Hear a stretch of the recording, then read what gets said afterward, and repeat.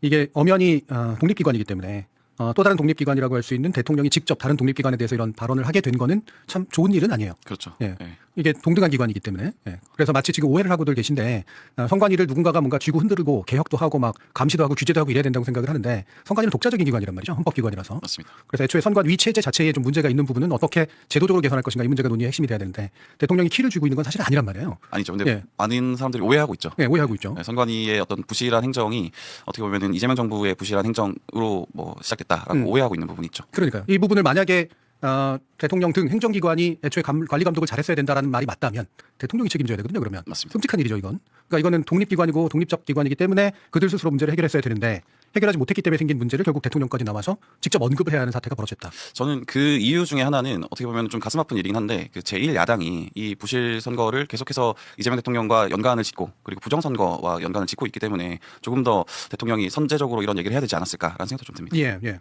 그래서 이 부분에 대해서 이제 사부 요인의 이제 회의가 아마 있을 거라고 지금 예고가 돼 있는 그런 상태고요. 그럼 실제로 뭐 만나야죠. 결국에는 네. 헌법기관들끼리 모여서 논의를 해야 되는 그런 문제가 되고 있기 때문에.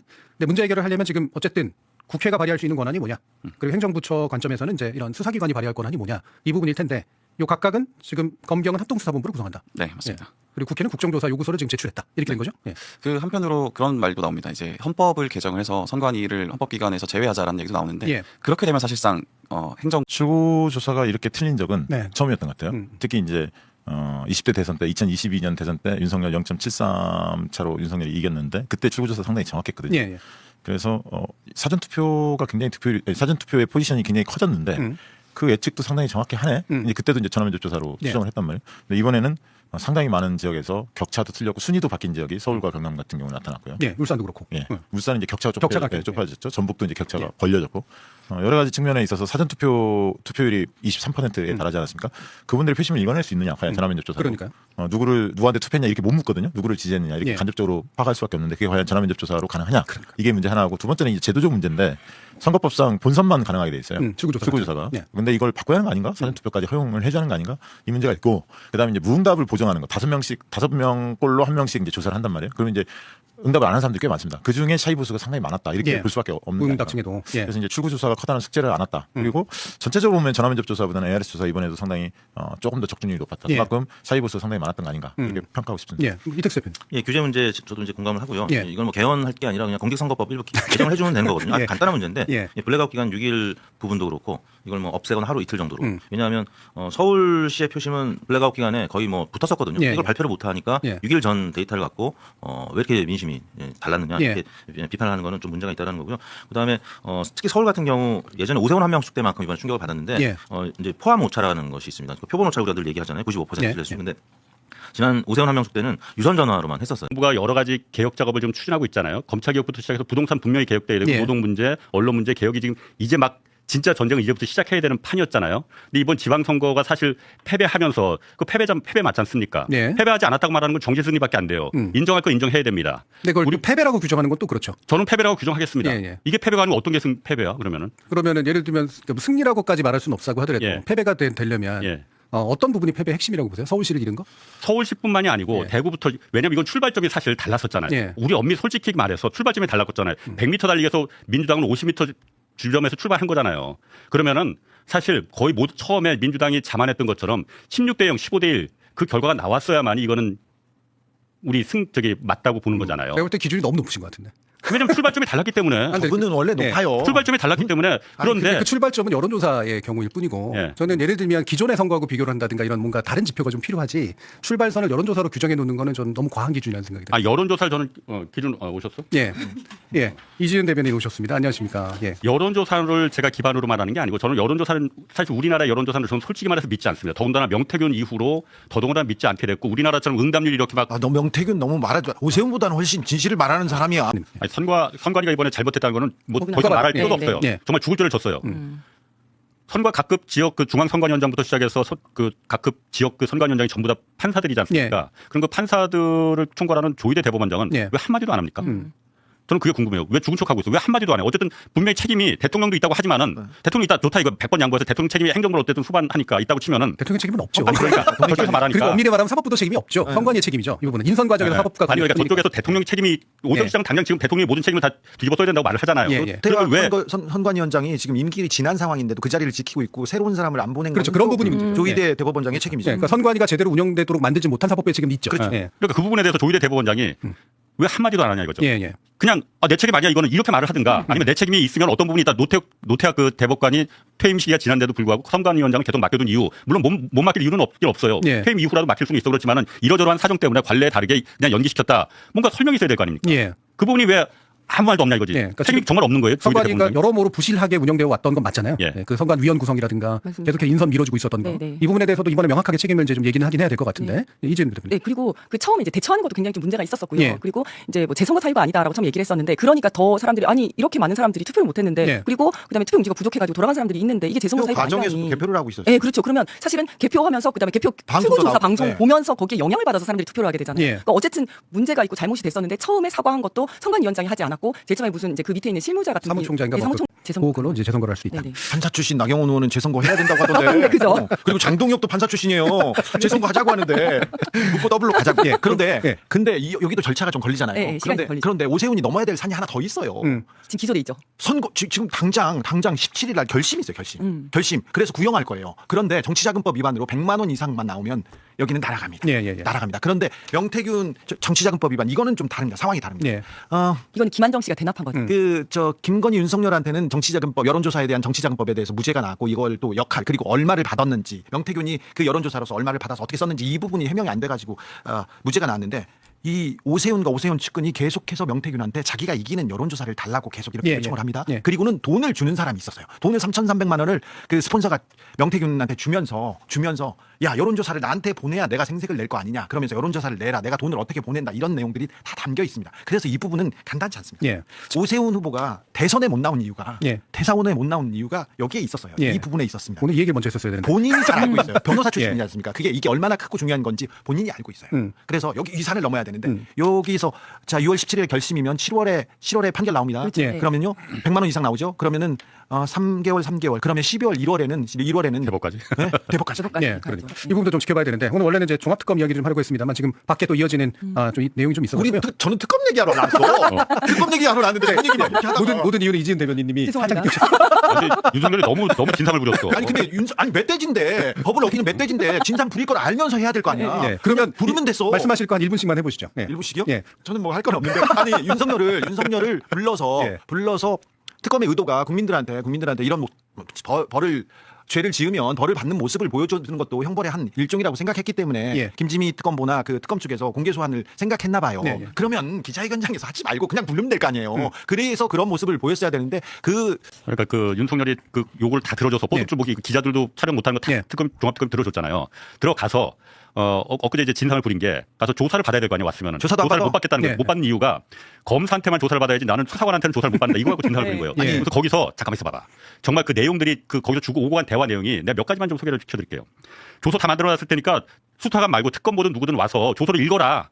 그 다 준비해놨을 거 아니야. 지금 수사관 당시 거기 있는 거. 그 특검보가 와서 읽어라. 그럼 내가 그거에 대해서 말을 하겠다라고 하는 거예요. 예. 그러니까 그러면서 이런 건 예의가 없지 않느냐. 그러니까 특검에서 그 수사관이 지금 예의가 없는 건 대통령 본인이다. 그렇게 예. 말하니까 지금 뭐 하자는 겁니까?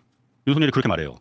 그래서 지금 피의자 본인이 조사자를 선택할 권리가 없다. 형사소송법보다 특검법이 더 우위에 있는 거다. 그러니까 갑자기 버럭 이보시오 해서 결국은 특검법을 불렀어요. 예. 수사관한테는 특검에서 수사관이 수사 조사를 못한다는 법이 없습니다. 네, 하면 네. 되는 거예요. 네. 근데 윤석열은 검찰청에 가면 검사가 무조건 조사를 해야지 수사관이 무슨 수사관이 조사를 하느냐. 이걸 갖고 물고 늘어진 이 거야. 진상짓을 그 전에도 똑같이 했어요. 했어요. 예. 내란 특검에서 똑같이 했어. 맞아요. 근데 검찰이 하니까 못 받겠다. 이번에도 왔잖아요. 네. 도둑이 제표왔는데 나는 경찰한테는 조사 안 받고 검사한테 받을 거예요. 그랬을 때는 아마 요새는 꿀밤은 못 때리는데 근데 강제 수사예요.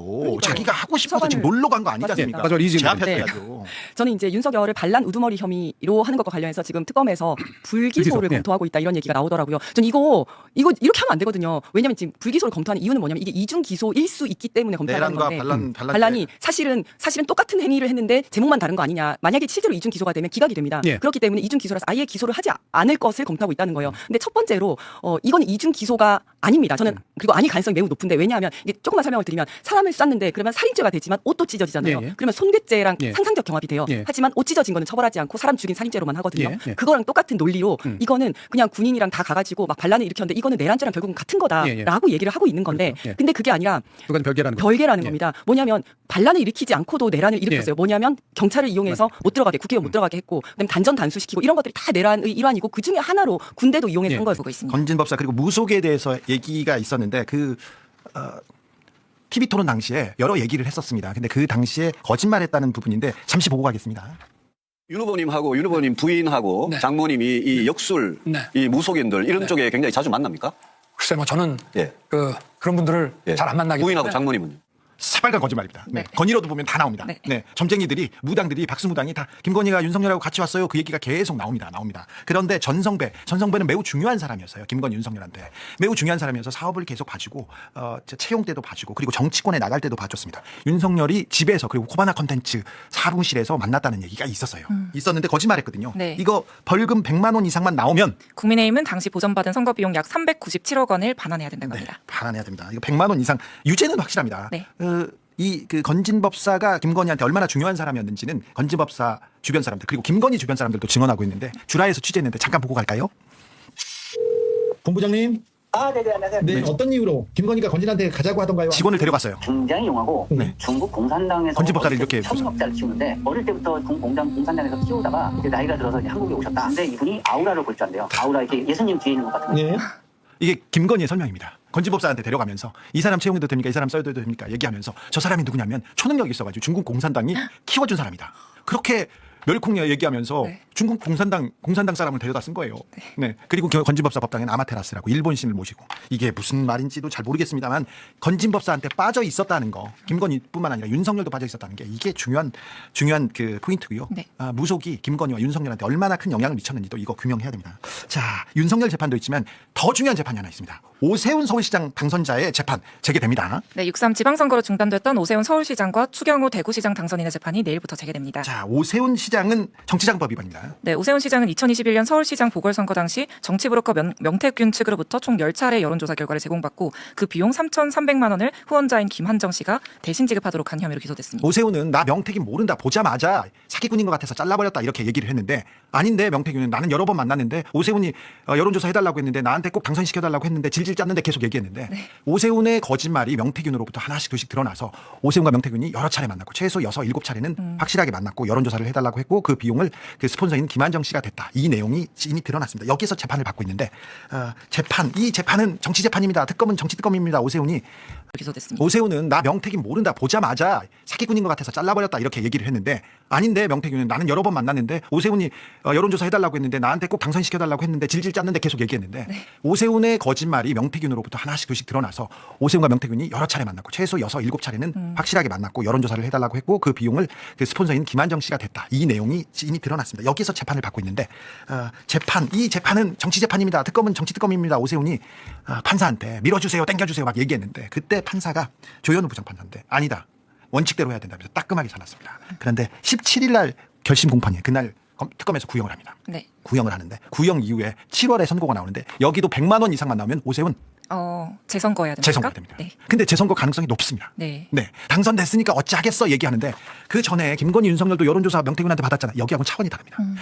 오세훈이 해달라. 여론조사 해달라고 매달립니다. 그 당시는 어땠냐면요. 오세훈이 재보궐선거 당시에 후보로 나왔는데 그때는 1등을 달리고 있는 사람은 안철수였어요. 네. 그래서 오세훈이 안철수가 입당해서 출마하면 저는 출마를 안 하겠습니다. 그게 출마의 변이었어요. 말이 안 되죠.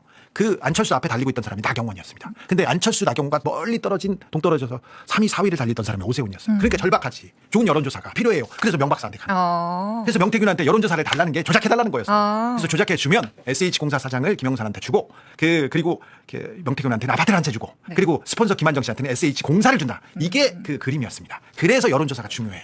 100만 원만 나오면 오세훈의 그 서울시장은 날아갑니다. 네. 그리고 또 선거 비용도 토해내야 됩니다. 추경호는 내란 중요 임무 종사자였어요. 재판 재개됩니다. 네, 추경호 당선인은 비상계엄 당시 국회 계엄 해제 표결을 방해한 혐의로 기소된 상태입니다. 네, 그렇습니까? 자, 저 재판도 중요합니다. 자, 그리고 어제 한반도에 큰 변화의 흐름이 지금 불기 시작했습니다. 시진핑 중국 국가주석이 평양을 방문했습니다. 네, 시진핑 중국 국가주석이 8일 평양 순안공항에 도착해 1박 2일 일정의 국빈 방문에 들어갔습니다. 시 주석의 방문은 2019년 6월 이후 7년 만이자 김정은 집권 이후 두 번째입니다. 네, 순안공항을 통해서 김일성 광장에서 와 많은 시민들의 좀 약간 이상한데 전두환 시절 노태우 시절에 네. 외국에서 이게 대통령이 오거나 중요한 사람이 오면 우리나라도 꽃을 흔들기는 했습니다만 저렇게 이렇게 공항에서 영접하고 사람들이 이렇게 동원되고 그러진 않았는데 좀 아직도 좀 그렇습니다. 레드카펫이 있습니다. 특이하죠. 네. 자, 이 문제는 매우 중요해서 전문가를 윤석열의 크고 중요한 거짓말 중에 그 많은 거짓말 중에 특검은 왜 이토록 사소한 것만을 기소했을까요? 통일교 신천지와의 정교유착 그리고 서희건설 자생한방병원에서 비밀 선거 사무실 운영, 댓글 공작들 수많았고요. 무속인과의 부정한 거래들이 있었습니다. 정용진 회장과의 멸콩 기획, 그 이후에 이상한 거래가 있었고요. 넘쳐 흐르던 선거 자금이 어디 갔는지 알아야겠습니다. 수많은 선거법 위반 사례 중에 왜 이토록 사소한 것만을 기소했을까요? 저는 아직 궁금합니다. 그리고 반드시 알아야겠습니다. 왜 내란을 저질렀는지, 내란에서 검찰은, 내란에서 대통령실은, 내란에서 김건희는 뭘 했는지 알아야겠습니다. 내란에서 무속은 어떻게 영향을 끼쳤는지도 알아야 되겠습니다. 특검이 50일가량 남았는데 거기에서 그 의문의 해답을 찾을 수 있길 기대하고 기도하겠습니다. 제가 오늘 이제 그 정원호 후보 공보물을 쭉 보고 왔어요. 추미애 후보 공보물, 전재수 후보 공보물. 정원호 후보 공보물에서 저는 대통령 사진을 찾지 못했습니다. 아, 그래요? 그거 모르셨죠? 네. 저도. 그 얘기 하더라고요. 대통령 사진이 없더라. 근데 그래서 제가 도지사들은 다 본인이 사실 나중에 대권을 꿈꾸나 시도지사는 그래서 그럼 추미애 후보는 어땠나? 그거 딱 들어있더라고요. 아주 중요하게. 그다음에 전재수 후보도 대통령님과의 사진이 들어있었어요. 그래서 이거는 서울시장 캠프가 그 이재명 대통령과 같이 하겠다는 원론은 얘기했는데 대통령 마케팅을 해야 될 선거였거든요. 이 마케팅이라는 표현이 그렇지만 대통령께 힘 실어주자는 선거였잖아요. 대통령 지지율이 압도적으로 높지 않습니까? 네, 그런데 지지율보다도 높고. 네, 그런데 명픽이신데 대통령 사진이 없다. 캠페인을 확실하게 하지 않은 것처럼 보였습니다. 왜냐하면 공보물에 대통령님 사진이 없었기 때문에요. 그래서 이 부분은 이제 해당 캠프가 조금 꼼꼼하게 선거 전략을 돌아봐야 되는 그런 지점입니다. 그런데 서울시장 선거에서 정원호도 보이지 않는다고 했는데 이재명도 보이지 않았으면 그럼 뭐가 보였다는 거죠? 민주당 서울시장 선거에서. 네, 그래서 이거는 저는 자료만 제시해드리고 그 해당 캠프에서 선거 전략이 뭐였고 우리가 요건 성공했고 실패했고 이 부분에 대해서 이제 판단을 해주십사 하고 자료를 드렸고요. 제가 다시 한번 말씀드리지만 TBS 노조위원장의 페북글을 봤습니다. 아, 이거 가슴이 아팠어요. 네, 그런데 뭐 실망도 되시겠지만 오세훈 후보도 이미 광역의원을 민주당이 뭐 3분의 2 정도 차지하고 있기 때문에 그 의회와 TBS 문제를 협의하겠다고 했으니 예, 민주당의 광역 의원들이 원내대표 구성하거든요. 시의원에. 네. 그 원내대표님과 잘 협의하면 길이 열릴 수 있다. 다시 한번 말씀드립니다. 그런데 그 TBS 얘기를 잠깐만 하자면 그래서 시의회를 민주당이 과반 이상을 득표해가지고 그래서 이제 예산 편성이 예산 가능해졌다. 지원했습니다. 아니 그러니까 선거 때 계속 거짓말, 허위사실 이렇게 해서 당선만 되지 않습니까? 당선되면 괜찮다 이런 논리가 아직도 통용되는 것 같아요. 저는 허위사실 공표에 대해서 윤석열 대선에서 윤석열한테 그 많은 거짓말 중에 그 많은 허위사실 중에 왜 김건희와 건진 만난 적 없다 그거 하나를 가지고 기소했는지 이해가 안 가요. 지금 재판에 되고 있는 게 방금 말씀한 대로 건진을 언제 만났느냐 네? 요거에 관련돼서 허위했다는 거고 또 하나는 그 세무서장 잠깐만 있어봐요, 최민희 의원님. 변호사 소개를 했냐 안 했냐 네. 문제라고 했는데 네. 사실 윤석열 피고인이 예. 지난 대선에서 관원 토론에서 했던 거짓말은 훨씬 내용과 양에 있어서 이보다 훨씬 중요한 거짓말 그렇죠. 많죠. 거짓말 많죠. 맞습니다. 특히 그 도이치모터 주가 조작 네. 관련돼서 손실을 받느냐 안 받느니 1인 매매를 했느냐 안 했느니 이게 굉장히 중요한 내용들인데 이런 부분에서 거짓말을 했어요. 네. 그래서 제가 민주당 법률위원장 가자마자 윤석열 부부에 고발했죠. 고발했어 제가. 네. 고발했는데 그때 검찰에서는 다른 사람들은 다 무혐의 처분하고 윤석열에 대해서는 공소시효 수사가 중지됐기 때문에 중지해놓은 상태였어요. 네. 이 부분을 특검에서 기소를 해야 되는데 제가 여러 번 주장했어요. 방송에서 주장하고 네. 왜 그 부분을 기소를 안 하는지를 저는 이해가 안 돼요. 그거 굉장히 큰 부분이거든요. 의원님이 주장해가지고 말을 안 들어줬나? 그거 힘이 없어가지고. 아니 근데 노영희 변호사님 우리가 그동안 윤석열 김건희의 크고 중요한 거짓말들 많이 밝혔잖아요. 근데 왜 그 부분은 묻지도 않았을까요? 저는 사실 이해 못해요. 솔직히 저는 이해를 못해요. 왜? 지금 그 당시도 그렇고 지금도 그렇고 이 허위사실 특히 공산법상 허위사실 공표 관련된 내용에 대해서는 네. 되게 정무적 판단들을 수사기관들이 하는 것으로 저는 보여요. 그러니까요. 왜 수사기관이 정치를 생각하고 정무를 따져? 아니 그래가지고 진짜로 무혐의 해야 될 사람들은 막 질질질질 끌면서 예. 무혐의 끝까지 안 하고 그냥 막 버티면서 정권의 눈치를 보고 저쪽에 눈치 보고 막 이러고 있고 예. 그다음에 그 실제 고소는 예.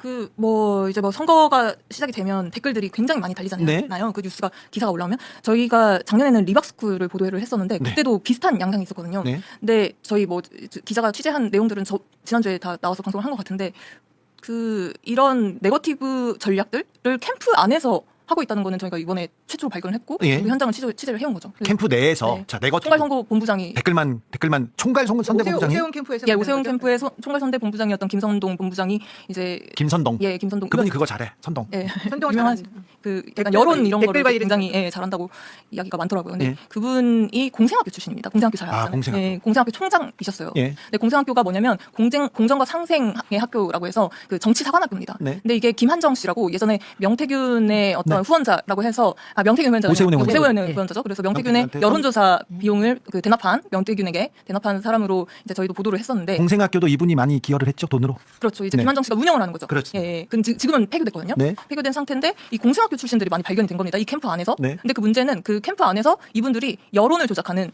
그 역할들을 하고 있었던 거예요. 네. 그게 이제 공생학교의 총장이었던 김선동 예. 그리고 한 명은 이제 고정균 씨라고 그 고정균 씨는 서울문화재단 이사를 했고 뭐 서울시 의원을 지냈던 분인데 네. 그 캠프에서는 직능 정책 본부장을 맡았어요. 직능 정책이 직능 이런 분들이 이런 일 많이 합니다. 근데 고정균 씨도 저희가 또 제보를 받았었거든요. 예. 근데 이분도 약간 댓글이나 이런 여론 조성을 좀 유능하게 잘 한다. 예. 뭐 이런 식의 이야기가 있더라고요. 예. 그래서 저희가 그러면 현장에 가서 이분들 명함을 저희 기자들한테 나눠준 겁니다. 예. 고정균 씨는 자기가 그 서울시 그 교통공사가 아니라 서울시 SH에 있었다. 예. 그러면서 뭐 주택이 필요하면 얘기를 해라. 그리고 이 캠프 이거는 이제 농담식으로 한 건데 뭐 그런 식으로 그 저희 기자들한테 얘기를 했고 또 캠프 안에는 서울시 공공기관 임원들이 휴직이나 사직을 하고 많이 들어와 있다. 휴직이나 사직은 했다고 하지만 공공기관 임원들이 선거 캠프에 들어와서 약간 불법적인 요소가 있는 선거운동을 한다. 그렇죠. 이거는 좀 선거법에 걸리지 않습니까? 그렇죠. 이게 이제 지금 어쨌든 민주당에서 고발을 했으니까 네. 수사가 들어갈 거고 수사가 돼서 이제 불법성이 발견이 되면 네. 이제 불법으로 인정이 되는 건데 문제는 이 고정균이라는 분이 이런 분들이 여기 와 있으니 인적 교류가 가능하고 공공기관 취업계도 열릴 것이다라고까지 얘기를 했다는 거죠. 저희 기자들한테. 서울시 시장이 오세훈이 당선되면 뭐 자리 하나씩 받겠다 하면서 이거 하고 있는 거 아닙니까? 그렇죠. 네. 이게 그러면서 뭐 댓글 팀을 우리가 앞으로 만들 거고 뭐 김선동 그 본부장 같은 경우에는 그 뭐 정원호와 오세훈을 뭐 생애를 비교하는 카드뉴스 뭐 이런 거를 자기 아이디어로 냈다. 그래서 그 정원호가 주사파라는 거를 강조를 하면 사람들의 머리가 확 깨버린다. 뭐 이런 식의 멘트를. 정원호 주사파 빨갱이 이 내용이 가장 많이 돌아다닌 선거판에서 서울시장 선거에서 가장 많이 돌아다닌 뉴스이기도 했어요. 그렇죠. 그래서 김선동 본부장은 그 아이디어를 자기가 냈다고 얘기를 했거든요. 저희 기자한테. 오히려. 예. 그러면 지금 기자들한테 우리는 뭐 할 일 했다 하면서 우리가 성과를 거뒀다 이렇게 얘기합니까? 오세훈 아니요. 그때는 이제 저희가 이번 선거가 부동산하고 영향이 있느냐 없느냐 여기 많이 그 내부에서 중요하죠. 나가서 한 얘기를 네. 제가 들었고 저 네. 100% 동감합니다. 지금 민주당이 어쨌든 지난 선거 저는 매우 위험하다고 생각합니다. 네. 지난 선거 때도 그랬고 선거 이후에도 지금 더더욱 위험해졌고 하여튼 굉장히 위험하다고 생각해요. 일단 민주당 지지자들의 민심이 싸늘하게 식어가고 있거든요. 우리 편이냐 민주당이 정말로? 나 우리 편인 줄 알았는데 우리 편 아닌 것 같아라는 걸 보여줬잖아요. 네. 선거 과정에서도 보여줬잖아요. 그렇죠. 정원호 서울시장 후보 보여줬습니다. 재건축 재개발 착착 개발하겠다 말하신 대로 네. 재건축 재개발 하지 말자는 게 아니에요.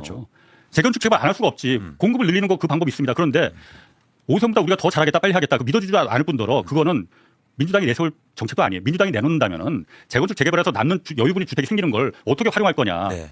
지금 기존의 방식은 전부 다 무슨 기부 찬합하겠다. 그래서 단지에다 공원이나 지금 하는 한강변의 아파트들 재건축하는 건 전부 다 올림픽대로 덮개공원 만들겠다. 이거 한번 반포 1단지도 한 1,100억 들어간다고 해요. 그거는 철저하게 그 아파트 단지 사람들을 위한 거예요. 공공기여가 아니지 않습니까? 네. 그러니까 그 아파트 단지에서도 그거 다 우리가 외국 사람들은 못 들어와 여기 이 생각 그렇죠. 다 하고 있거든요. 그렇죠. 그런 거 말고 민주당이 할 거는 네. 거기서 100채 여유분이 생기면은 50채는 공공기여로 내놔라. 네. 용적률 더 올려주겠다.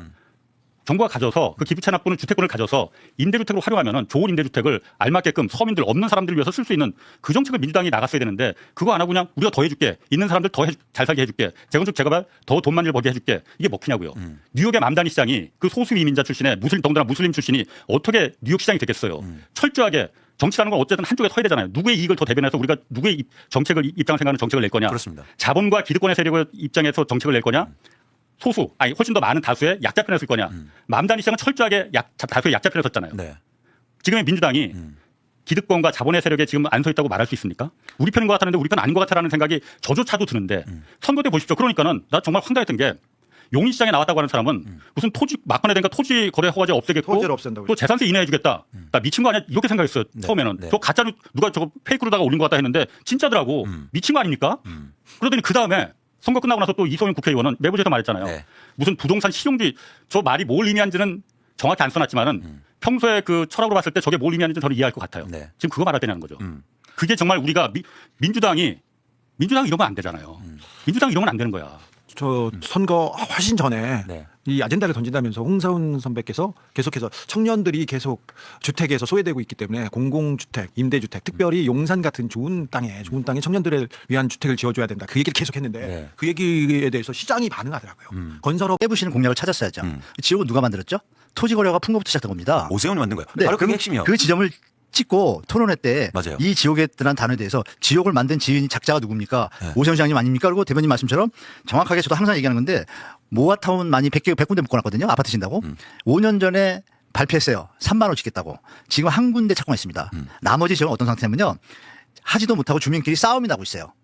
이런 부분을 지적하고 되지도 않는 사업을 억지로 끌고 와가지고 아니 동의율이 30%인데 지정을 하면 어떡합니까?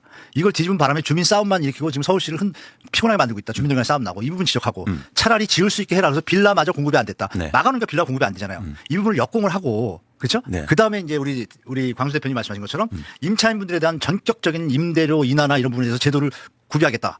역세권 정부에서 하고 있는 역세권 개발에 대해서 현재는 1.4배인데 2배를 올려서 주차장이 없는 젊은이에 대한 집을 강력하게 밀어붙이다. 이런 메시지를 줘야죠. 그렇죠. 전혀 그런 거 없잖아요. 그러니까 지금 제가 한 얘기만 했어도 좀 분위기가 바뀌었을 거예요. 이 두 가지가 좀 중요합니다. 그래서 강성필 대변인이 말씀하신 게 첫 번째로 부동산 지옥이라는 게 그걸 깼어야 돼요. 맞아요. 그게 출발점이었어요. 근데 왜 그게 잘 안 된 겁니까? 왜 잘 안 됐냐? 기본적으로 이재명 대통령과 관련해 가지고 26년 올해 3월 말에 갤럽에서 여론조사를 합니다. 이재명 대통령의 부동산 정책에 대해서 어떻게 평가하십니까? 13년 만에 50% 넘는 국민들이 맞아요. 이재명 대통령의 부동산 정책에 찬성을 했어요. 그랬다니까요. 그리고 나서 대통령이 본인 집도 팔아버립니다. 그러니까 국민의힘이 왜 대통령은 집 안 파냐, 청와대 참모들은 집 안 파냐 하는 말을 싹 집어넣게 만들어버렸어요. 맞아요. 그러면서 흐름을 잡고 기세를 잡은 거죠. 맞아요. 그 이후로 이제 양도세 부과가 5월 9일까지 되면서 매물이 나오면서 이재명은 다르는구나. 다르고제는 박원순 시장에 대한 잘못된 선입견을 이것을 민주당의 총체적인 이미지로 덮어버렸다. 그런데 과거에 박원순 시장이 389개의 그 재개발 재건 준비 사업을 해제를 해버렸다. 그건 사실인데 그럼 왜 해제했는가를 우리 민주당이 설명을 해줬어야 돼요.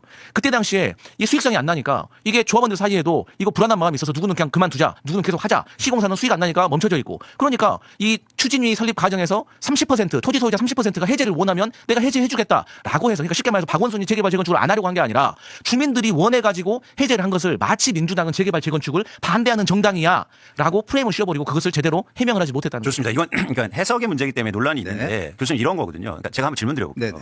강남 3구에서 민주당이 졌어요. 그런데 강성필 대변인 말씀에 따르면 재건축 재개발에 대해서 저 잘할 수 있다는 메시지가 부족했다. 네, 심하게 부족했다. 네, 그러면 제가 생각해 볼게요. 저는 강남에 재건축 아파트를 들고 있어요. 그런데 자, 오세훈 후보가 와서 내가 잘해줄게요. 그동안 해왔던 거 봤잖아요. 규제 완화해주고 해주겠습니다. 세금도 안 내게 해줄게요. 이런 얘기를 하고 정원 후보가 저한테 와서 저는 실제로 해봤어요. 그리고 저는 행정도 잘 알고 해서 더 빠르게 속도를 낼게요. 그러면 제가 합리적으로 생각해서 이번에는 정원 후보를 선택해야겠다. 이렇게 되는 겁니까? 전 아니라고 보거든요. 그 조합원이 그걸 설득 듣고 그 짧은 기간에 설득 듣고 그래 이번에 정원을 찍어야지 이게 되냐고요. 원래 정해져 있어요. 답은 원래 정해져 있다고요. 선입견. 그러니까 그래서 저는 이 질문 하나 하고 두 번째가 뭐냐면 그래서 저는 다른 방향성이 부족했다. 무슨 얘기냐면 제가 통계적으로 보니까 오세훈 우세 지역의 선거인수 우세 지역이 5군데 강남구 서초구 송파구 용산구 강동구의 선거인수가 200만 명입니다. 반면에 정원호 후보의 우세 지역은 성북구 중랑구 관악구 강서구 은평구가 약 207만 명이에요. 비슷하죠 선거인수가. 근데 가장 큰 차이가 뭔지 아세요? 투표율이 정원호 후보가 우세한 지역의 투표율이 낮아요. 쉽게 말해서 재건축 조합원들을 위한 정책을 내는 거 좋습니다. 그런데 정원호 후보는 무주택자와 그리고 예를 들어서 임차인들을 위한 정책은 뭐가 있었냐는 거예요. 오히려 이게 핵심이지 않았을까? 내란 특검 때 합참 의장이었고요. 그다음에 내란 특검 때는 이제 참고인 신분으로 조사받아서 봤다가 여러 첩보가 들어왔을 때 상당 부분 뭐 법리적으로 봤을 때 내란 중요임무 종사 혐의가 성립되지 않을 것 같다라고 판단이 돼가지고 무혐의 처분을 받았던 사람. 근데 이번에 이제 새로 나왔던 게요. 그 안천명 전 이제 합동참모본부 작전부장이랑 그다음에 이승호 전 작전본부장이 그 김영수 전 합참의장이 포스트잇에다가 쪽지에다가 계엄사무 수방사 특전사 문건을 이제 문장을 적시를 해가지고 줬다. 근데 이제 그게 가장 중요한 게 김명수 전 합참의장이 김용현 전 국방부 장관과 대화를 하고 난 이후에 그 포스트잇을 건넸다는 겁니다. 그 얘기는 뭐냐면 계엄을 먼저 알았다는 건가요? 합참의장이라는 사람이 네. 그 국내에서 무슨 작전이 있을 때 비상계엄이 있을 때 작전을 할 때 수행할 때 최고 책임자라고 보면 됩니다. 국방부 장관이 있지만 군에서는 합참의장을 지휘하죠. 원래 근데 계엄사령관도 합참의장이 원래 한 맞죠. 맞죠. 그렇죠. 육사 출신이 아니거든요. 네. 해사 출신이죠. 네. 그래서 그래서 불법 계엄을 막지 않고 오히려 계엄이 터지자마자 계엄 사무를 우선하라 이렇게 적어준 거예요. 그러니까 수방사, 특전사 이렇게 작전에 투입했는데 그 뒤에서 이렇게 있다가 야 계엄이 터졌잖아. 그래서 계엄이 중요해 이렇게 얘기했고 그 다음에 계엄을 막지 않고 그리고 또 2차 계엄 준비할 때 그래 준비해야지 거기에서 수수 방관했다는 거예요. 네, 맞습니다. 그리고 이제 여기서 또 중요한 게 김용수 전 의장은 본인이 그 문구를 적지 않았다라고 해명을 하고 있어요. 네. 예, 합참 간부들이 이제 종합특검팀에서 뭐라고 했냐면 그 필체가 김용수 필체가 왔다.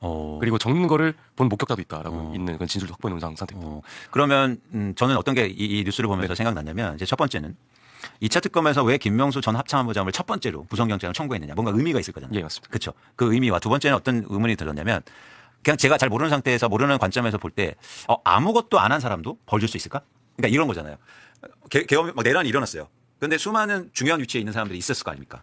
그런데 적극적으로 참여한 사람이 있고 소극적으로 참여한 사람이 있고 그런데 그냥 아무것도 안 한 사람이 있는데 아무것도 안 한 사람도 벌 줄 수 있을까? 단지 중요한 위치에 있는 그건 아니 그게 아니라 그거는 그게 아니라 자기 의무가 있냐 없냐를 따져요. 실제 그 사람이 그 중요한 위치에서 예를 들면 계엄 같은 거를 막아야 될 사람이었느냐 그러지 않았느냐 그래서 그런 자기 의무가 있는데 부작위 아무것도 안 하면 그 사람은 처벌을 받죠. 그런데 아버지가 아들이 빠졌어요. 그럼 그 아들을 물에 빠진 아들을 구해줘야 될 의무는 아버지에게 있거든요. 아버지니까. 근데 아버지가 그걸 쳐다만 보고 있었어. 그러면 아버지는 부작위에 의해서 아들의 죽음을 방조한 사람이 되고 그러니까 죽음을 이르게 만든 사람이기 때문에 책임을 지거든요. 계엄은 불법이라는 게 명확합니다. 근데 이 합참의장의 부하들도 법무 담당하는 사람들이 그 종합특검팀에서 사실 수사력이 부족한 것도 맞아요. 네, 제가 5월 19일 기준으로 말씀드리면 통신영장 23건 청구했는데 9건이 기각됐어요.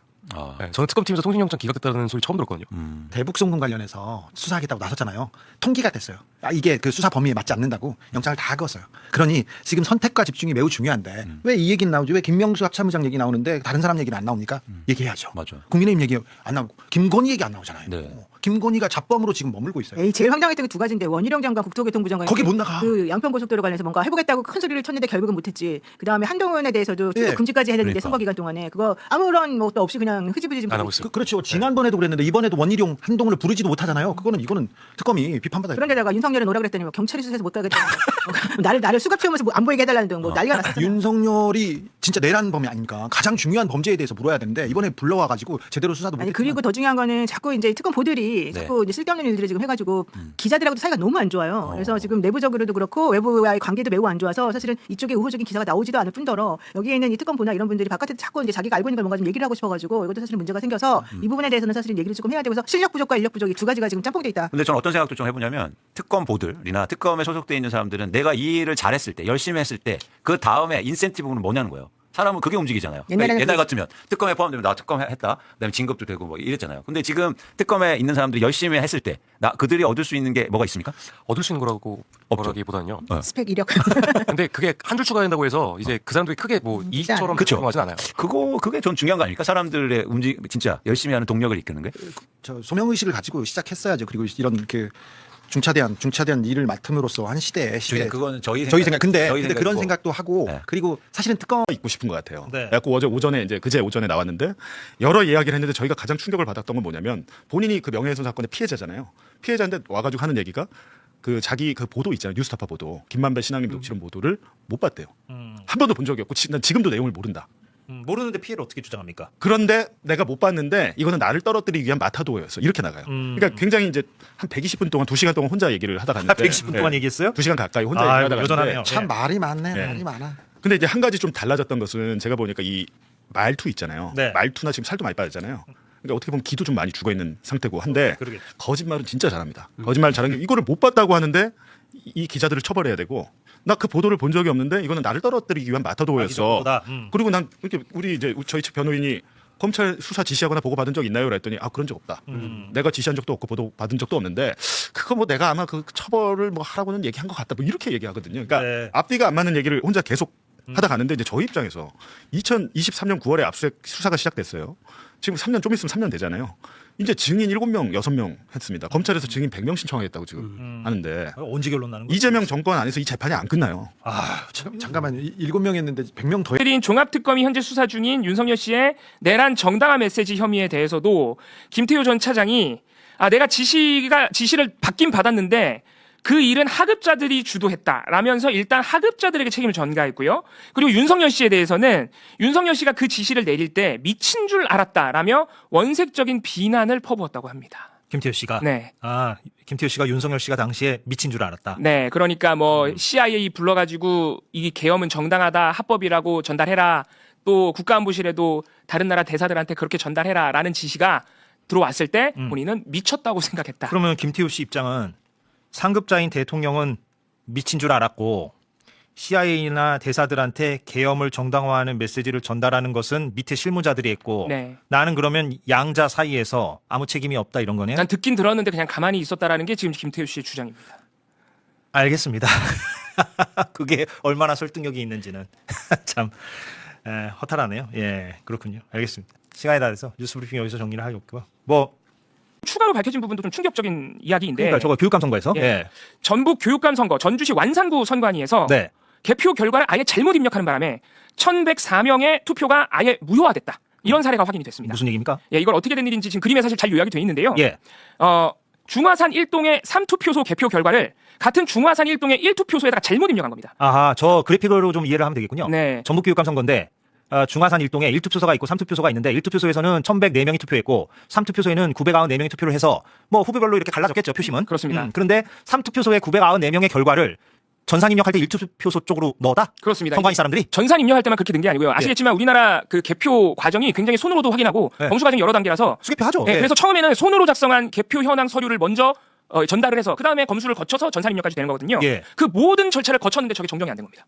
그러니까 처음에는 어떻게 이 일이 시작됐냐면 저 지금 그림에 보이시는 3투표소의 개표 현황을 서류로 이렇게 작성해서 누구 몇 표 손으로 작성해가지고 이렇게 전달을 하거든요. 선관위 직원들끼리 개표 현장에서. 근데 처음에 이미 3투표소 개표 현황 서류의 제목을 1투표소로 써버린 거예요. 여기서 모든 문제가 발생했어요. 착각해가지고 3인데 1로 썼다? 그렇습니다. 그러니까 3투표소 994명의 투표 결과만 2번 지금 전달이 돼버린 거죠. 3이 3으로 가고 3이 1로도 갔다? 그렇습니다. 그래서 1투표소 1,104명의 개표 결과는 지금 증발된 상태입니다. 개표를 다 해놓고 기록을 잘못했으니까. 그런데 이게 말씀드렸다시피 여러 단계가 있는데 마지막에 전산 입력하는 과정까지 이게 정정조차 되지 않았다는 게 지금 가장 큰 문제고요. 더 황당한 부분은 개표 당일에 현장에서 이걸 확인을 했어요. 이거 잘못 입력됐다. 현장에서 개표 당일 확인했다. 이거 3투표소가 2번 왔네. 그래가지고 급하게 정정을 해가지고 우리가 이번 지방선거에서 투표하는 대상이 많았죠. 도지사도 있고 뭐 시의회, 구의회도 있고. 그래서 다른 5개 선거는 또 정정을 합니다. 투표수를. 그런데 하필 전북 교육감 선거, 전북 교육감 투표만 이미 최종 입력이 완료돼 버린 거예요. 아니요. 그러니까 전북 교육감 선거는 최종 입력이 완료가 돼서 수정을 안 했다? 수정을 못했어요. 그러면 나머지 시도지사라든가 기초단체장이라든가 이런 것도 애초 그것도 다 잘못됐죠, 처음에. 3이 3로 1루가 다 잘못 간 거예요? 다 잘못된 거예요. 근데 그거는 그나마 교정을 했고. 그거는 뭐 이게 다행이라고 얘기하면 좀 이상하긴 한데. 뭐 불행 중 다행이죠. 최종 입력이 아직 안 된 상태입니다. 선관위 그 전산 시스템상 최종 입력이 딱 되면 수정이 차단된대요. 근데 전북 교육감 것만 최종 입력이 돼버린 상태라서. 입력이 돼버려서 수정이 안 돼요? 네. 그래가지고. 그럽니다. 그러니까 한마디로 다시 요약을 하면 유엔 대북 제재는 이걸로서 사실상 무력화되는 거다. 그러면 북한은 그걸 얻었고 중국은 뭘 얻었습니까? 중국은 일단 말씀드리고 싶은 것은 이게 우리 언론 보도가 상당히 적은데요. 언론 보도의 양에 비해서 이 일은 굉장히 중요합니다. 저는 개인적으로는 이 동북아 외교 질서의 근본판이 바뀌는 사건이었다라고 보는데요. 이유는 딱 두 가지입니다. 하나는 북한이 실질적으로 핵을 가진 국가로 러시아한테는 이미 인정받았고 중국한테 이번에 인정받은 거예요. 비핵화 얘기가 쏙 들어갔으니까 들어간 정도의 문제가 아니라 이제는 비핵화 이야기를 하려면 중국은 북한에 대한 경제 제재를 유지를 해야 되는데 이번에 풀었어요. 그러면서 이제 비핵화는 더 이상 쓸모없는 이야기가 사실상 되어버린 거고요. 북한은 핵을 가진 국가로 양국으로부터 인정을 받게 된 겁니다. 중국, 러시아. 그렇게 되면 북한은 그동안 가지고 있던 두 개의 큰 문제를 일시에 해결을 하고 이른바 정상국가로서 출발을 하기 시작하는 기점이 이번에 된 거라고 보고요. 중국은 이번을 계기로 뭘 얻었냐 하면 사실은 동북아에서 한반도의 안정을 북한을 통해서 확실히 확보를 한 거라고 볼 수 있습니다. 그러니까 북한이 러시아하고 계속 군사적 협력을 강화시키면서 동북아 질서에서 중국이 보기에는 굉장히 불안했거든요. 그것을 북한과 다시 손을 잡음으로써 일정 정도 협의 통제가 가능한 이 기자들을 처벌해야 되고 나 그 보도를 본 적이 없는데 이거는 나를 떨어뜨리기 위한 마타도였어. 그리고 난 우리 이제 저희 측 변호인이 검찰 수사 지시하거나 보고 받은 적 있나요? 그랬더니 그런 적 없다. 내가 지시한 적도 없고 보도 받은 적도 없는데 그거 뭐 내가 아마 그 처벌을 뭐 하라고는 얘기한 것 같다. 뭐 이렇게 얘기하거든요. 그러니까 앞뒤가 안 맞는 얘기를 혼자 계속 하다 가는데 이제 저희 입장에서 2023년 9월에 압수수색 수사가 시작됐어요. 지금 3년 좀 있으면 3년 되잖아요. 이제 증인 7명, 6명 했습니다. 검찰에서 증인 100명 신청했다고 지금 하는데 언제 결론 나는 거예요? 이재명 정권 안에서 이 재판이 안 끝나요. 잠깐만요. 7명 했는데 100명 더 해야 된다고요? 100명을 하게 돼요. 왜 이게 그렇게 많은 아니 이게 명예훼손 사건이 뭐 그렇게 그러니까 정권 바뀔 때까지 하겠다 이거죠. 검찰이. 근데 법원에서 그 증인을 100명을 다 받아줄 필요는 없거든요. 근데 문제는 그 판사들이요. 제가 이제 재판을 가봐서 느낀 게 뭐냐면 정말로 농담이 아니고 어떤 판사를 만나느냐에 따라서 내가 유죄가 될 수도 있고 무죄가 될 수 있겠다. 판사가 이 결론 내리고 싶어 하지 않는 그렇죠. 안 냅니다. 그 인사 때까지 기다릴 증인을 몇번 다 바꿨어요. 받는 거는 자기가 그 결론 내리지 않겠다는 얘기인 거죠. 그럼 그렇게 다 받아준 거예요 지금 판사가? 일단은 100명 중에 한 30명 받아가지고 30명 해도 아니 30명이 윤석열 7월 7일 한 번 더 나오거든요. 이는 어제 말을 다 못했어요 그저께. 120분 했는데 말을 다 못해가지고 한두 번 더 나와요. 선관위 직원이 저희 쫓아다녀가지고 기소한 사건 12년에서 14년 걸렸어요. 상이 또 근데 그리고 이제 중요한 건 뭐냐면 제가 이제 항상 이재명 정권 들어서 제가 느끼는 게 뭐냐면 많은 게 변했는데 하나 안 변했는데 언론 지형은 너무 안 변했습니다. 예를 들면 윤석열이 어떻게 보면 그 언론사 5곳과 뭐 기자들의 자택을 압수해간 사건이잖아요. 말도 안 되는 일이었죠. 말도 안 되는 일인데 이 사건에 드디어 그 피해자 윤석열이가 나타나가지고 이런저런 이야기를 했는데 대다수의 언론이 뭐라 썼냐면 윤석열이 증언으로 나와서 기자들의 처벌을 원한다고 말했다. 이게 끝이에요. 근데 이날 많은 얘기가 나왔는데 그 중에 하나가 이 사건의 본질이 윤석열이 본인이 2011년 대검중수부 중수이과장 저축은행 주인검사를 했을 때 대장동 대출 브로커를 봐줬느냐 박영수의 청탁을 받고 그렇죠. 그거였는데 이날 뭐라 그랬냐면 박영수에 대해서 청탁을 받았냐고 이제 저희 변호인이 물어봤어요. 그 둘이 각별한 사이 아니거든요. 각별한 사이가 맞다고 인정하고 박영수 변호사 앞에 대진령 빨갱이들이 수록합니다. 자, 대진령 빨갱이 써서 나와! 대진령 나와! 대진령 나와주세요. 여기 성향이 다릅니다. 대진령 얼굴 봐봐.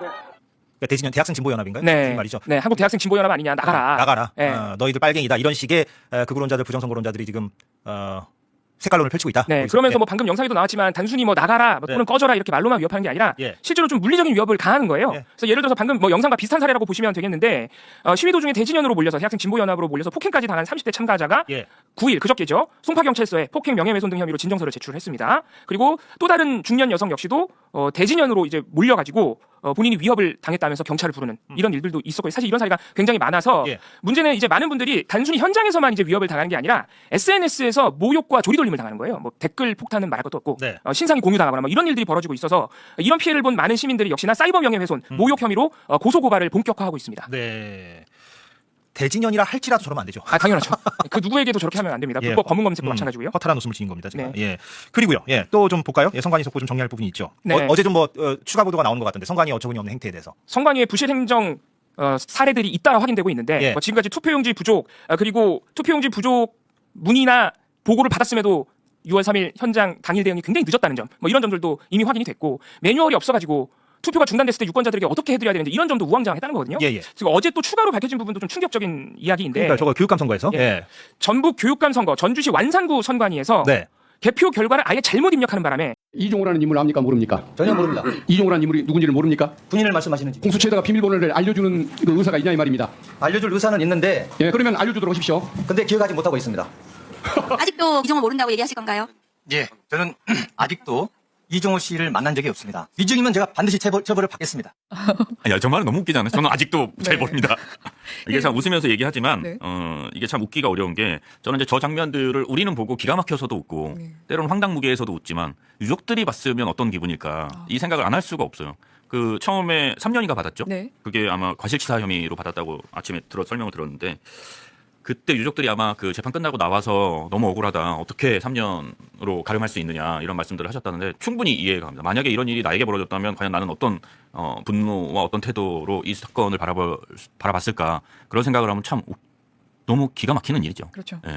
그래서 임성근 관련해서는 지금 이미 받은 3년이 있고 그리고 이번에 다시 1년 6개월을 선고받은 게 총 4년 6개월이 선고가 된 셈이죠. 그리고 재판이 끝난 게 아니고 또 다른 재판들도 아마 있는 것으로 알고 있는데 그 재판까지 해서 아주 응분의 대가를 치러야 한다고 생각합니다. 우리가 어떤 비극적인 사건이나 사고로 희생된 사람들을 더 이상 만들지 않을 수 있는 최고의 방법은 그런 짓을 하거나 혹은 그런 여지와 빌미를 제공한 사람들을 처벌하는 것 외에는 없는 것 같아요. 물론 좀 더 안전 대책을 세우고 뭐 매뉴얼을 보강하고 이렇게 할 수 있지만 사실은 그렇더라도 사고라는 건 언제나 예상 바깥의 범위에서 일어나는 거니까 어쩔 수 없는 측면 이해하자는 게 아닙니다. 그러니까 어쩔 수 없이 벌어지는 일들이 있단 말이에요. 그 어쩔 수 없는 부분들은 대개 사람의 실수나 말 그대로 인재 때문에 나오는 건데 판단의 미숙이나 이런 것들 때문에 그 판단을 엄하게 하고 정밀하게 할 수 있도록 말 그대로 엄정하게 할 수 있도록 이런 장치들 선관위 얘기는 이제 저희가 이후에 또 한번 오늘 다룰 예정이라 뭐 디테일하게 얘기는 하지 않겠지만 일을 이따위로 하면서 선거 그 법 적용할 때는 그렇게 또 엄할 수가 없어요. 저희가 저뿐만 아니라 여러 사람이 얘기하지만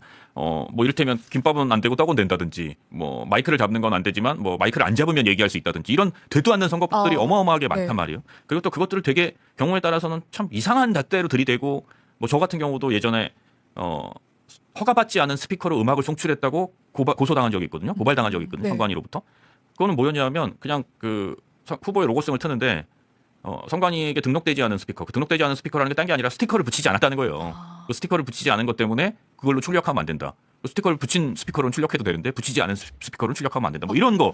그런 어찌 보면 사소하고 어찌 보면 너무 과한 거 아닌가? 그리고 너무 이 형평이나 균형에 맞지 않는 거 아닌가라는 것들까지 세밀하게 다 해가지고 하는 사람들이 정작 자기들 일은 이렇게 엉망진창으로 했다는 게 저는 매우 분노합니다. 그래서 이 기회에 선관위 어떤 이런 제도나 시스템도 정비해야겠지만 실은 그만큼 중요한 게 선거법을 좀 정리하는 게 꼭 필요하지 않을까라는 생각도 하고 있습니다.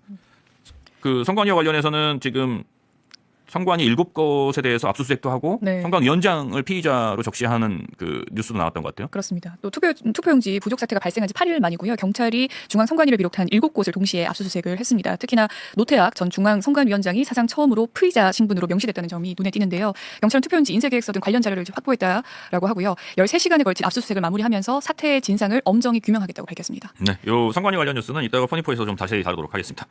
자, 그다음 뉴스는 뭡니까? 네, 이재명 대통령이 이 G7 정상회의와 한이유 정상회의 저는 이번에는 선관위를 거의 해칠 수준으로 가야 된다고 생각합니다. 왜냐하면 이번에 선관위는 말씀처럼 심각한 관료제, 선관위 구조에서 발생된 관료제 때문에 물이 고여 있었어요. 썩었어요. 어떤 정도냐면 업무 시스템 자체가 붕괴가 된 거예요. 예를 들어서 이게 다음 선거 때 또 어떡하지? 아이고, 할 말은 해야죠. 예를 들어서 이번에 11시 40분경에 송파구에서 야, 투표용지가 부족할 것 같아라고 서울시 선관위로 이야기를 합니다. 근데 서울시 선관위가 아무런 조치를 하지 않아요. 심지어 서울시 선관위는 중앙선관위에 보고조차 하지 않아요. 그래서 오후 4시 25분에 송파구에 사는 민원인이 중앙선관위에 전화를 해요. 우리 투표용지 부족해서 난리 났어. 그제서야 중앙선관위가 알게 되는 거예요. 즉 송파, 서울, 중앙으로 이어지는 이 체계가 완전히 무너진 거예요. 이건 보고 자체가 안 됐으니까.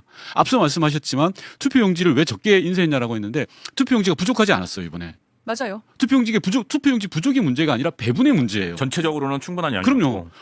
투표용지 남았어요. 송파구도 남았는데 그걸 신속하게 배분하고 제대로 처리할 수 있는 매뉴얼과 시스템 자체가 붕괴되고 없었던 거예요. 이거는. 그럼 일부 보도에서 뭐 투표용지를 적게 찍었다 이거는 사실과 조금 차이가 있다는 말씀이신 거죠? 네. 저는 의원님 말씀에 동의를 하고 한변호사님 말씀도 이해는 되는데 저는 구조적으로 숫자를 줄이고 늘리는 것도 중요하지만 상근하는 공무원들에게 실권을 주는 구조. 주장하는 사람들에게 약간의 빌미를 제공했던 것도 있잖아요. 네. 조순임 변호사. 의원님께서 소쿠리 얘기하셔서 그게 코로나 때 확진자분들이 투표했던 맞아요. 함을 원래 밀봉해서 옮겨야 되잖아요. 아니면 한 표라도 섞일 수 있기 때문에. 근데 소쿠리에 그냥 담아가지고 옮겨서 이렇게 확 부은 거예요. 근데 그때 언론도 난리가 나고 굉장히 문제가 많이 제기가 됐었는데 저는 그 당시에 그것뿐만 아니라 뭐 디도스에 의해서 2011년에는 보궐선거날 아침인데 다운이 돼가지고 내 투표소 못 찾은 일도 있었잖아요. 맞아. 투표소 찾느라고도 한참 막 그랬었던 적도 있었어요. 그럼 그때마다 시스템적으로 돌발 상황이 생겼을 때 늘 하던 업무 말고 문제가 생긴다라는 거는 시그널이 이미 2011년에도 있고 2022년 코로나 때도 있었던 건데 그 후에 처리가 어떻게 됐느냐가 저는 굉장히 중요하다고 보거든요. 그러니까 두 가지가 있을 건데 그 투표 자체에 효력 문제가 있을 거고 이거는 법원에서 알아서 하실 일이고 나머지는 선관위원이나 관련된 사람들의 징계 문제예요. 근데 그때 소쿠리 투표 때 어떻게 징계됐는지를 찾아보니까 선거정책실장이 제일 정책을 결정하는 높은 사람이잖아요. 상근 공무원 중에서 그 사람이 최고로 징계를 받은 게 정직 3개월. 그리고 그 밑에 선거국장이 정직 2개월. 그리고 선거 1과장 불문 경고. 불문 경고라는 건 징계도 아니에요. 그냥 경고 주는 거예요. 너 경고. 너 잘해? 뭐 이런 건가요? 네. 불문까지 할 때 그 불문인 거 아니에요? 네, 묻지 않고 그냥 잘해라 이런 거죠. 그러니까 잘해라 과장 그냥 잘해라 받고 한 사람이 그냥 이렇게 정직 3개월 받고 끝났거든요. 그런 경고 나도 많이 받아봤는데. 어떤 경고를 받아보셨어요? KBS 있을 때 많이 받았어. 너 잘해. 이런 거. 그러잖아요. 아니 그러니까 이 정도의 손방망이 징계로 내부적으로 자기 시고 감사기식으로 끝냈기 때문에 이게 이렇게 돌발 상황 생기는 거에 대해서 대책을 별로 마련하지 않고 계속 반복이 되는 거죠. 이번에도 그렇게 그냥 징계를 그렇게 손방망이로 끝내면 어떻게 그렇게 될 가능성이 있잖아요 지금. 징계도 자체적으로 해야 되는데. 선관위에 관여할 방법이 없지 않습니까 지금? 그래서 제가 첫 번째 이유로 말씀드린 게 선관위의 독립적 지위에서 비롯된 문제라고 말씀드렸던 게 선관위가 헌법기관이고 선거관리 사무를 하다 보니까 독립성을 보장해야 된다고 하니까 무풍지대가 된 거예요. 제대로 된 감독이나 감시를 받지 않아요. 지속적으로 받지 않아요. 그러니까 문제가 터졌을 때만 땜질 처방을 하면 살아나는 거예요. 제가 그 부분에 대해서 동의하면서 그렇게 된 이유가 뭘까를 생각해봤는데 국회의원도 계시고 정치 다들 이제 고관여층이니까 솔직히 얘기하면 정치인들이나 국회의원들이 선관위 눈치를 너무 봐왔던 거 아닙니까?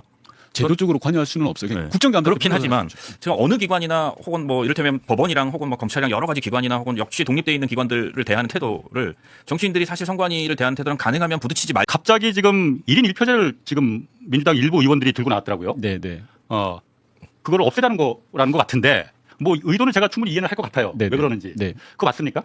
없애자라고 주장을 하지는 않고 있고요. 1인 1표제가 정치적 소재가 되고 있는 건 맞는 것 같고 다만 1인 1표제가 이번 선거를 거치면서 특히 영남이라든지 2030 세대들을 제대로 대표할 수 있는가 우리 당의 구조적으로 이런 문제 얘기를 하시는 것 같아요. 근데 아직 논의의 시작 단계여서요. 그러니까 지금 그 1인 1표제를 이게 작년 11월에 지금 그래서 과거에는 대의원이 60표를 갖고 있고 권리당원은 한 표만 갖고 있어서 이게 네네. 말이 되느냐. 국민의힘도 이렇게 안 하지 않습니까? 그래서 그걸 1대1로 다 바꾼 거잖아요. 네.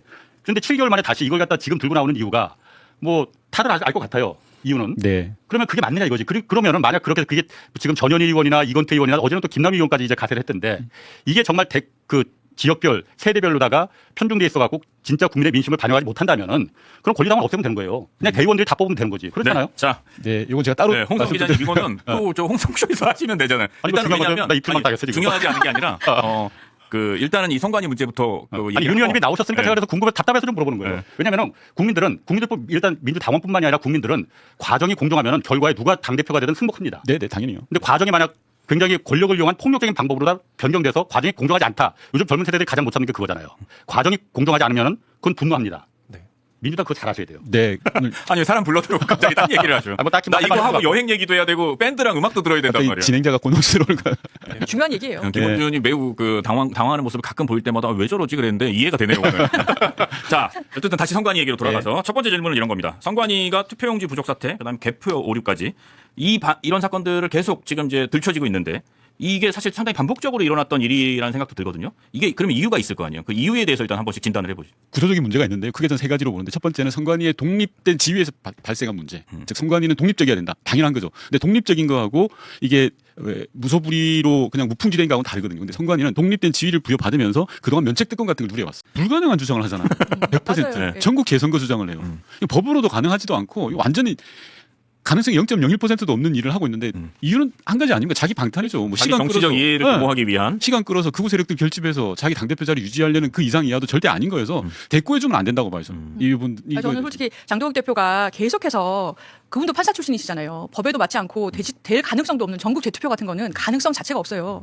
그런 주장을 하시는 게 사실 선거 국면에서는 솔직히 좀 잘한다 이런 마음이 있었는데 민주당의 요정이라 그러더라고요. 그죠. 근데 지금 그런 주장을 하시는 거는 책임 있는 정치인으로서 우리 공동체를 위협하고 있어요. 부정선거론자 분들이 지금 거기서 되게 막 이렇게 하고 있으신 게 계속해서 국힘의원 가고 장도혁 대표가 지지하는 듯한 메시지 내고 이러니까 그러는 거거든요. 이게 서부지법 사태랑 비슷해요. 이렇게 되면 오래 갑니다. 그래서 우리 공동체를 위해서라도 이젠 좀 자제를 해야 되지 않나. 그 자제가 잘 안 될 것 같아서 걱정이네요. 누가 좀 어떻게 못 말립니까? 아니, 저는 어쨌든 재선거는 사실 이게 현실적으로 가능하지도 않고 뭐 의도가 있는 이제 주장이라고 보여지는데 뭐 서울시 같은 경우에 일부 하여튼 그 비례시의원 같은 경우에 뒤바뀌어 버렸잖아요.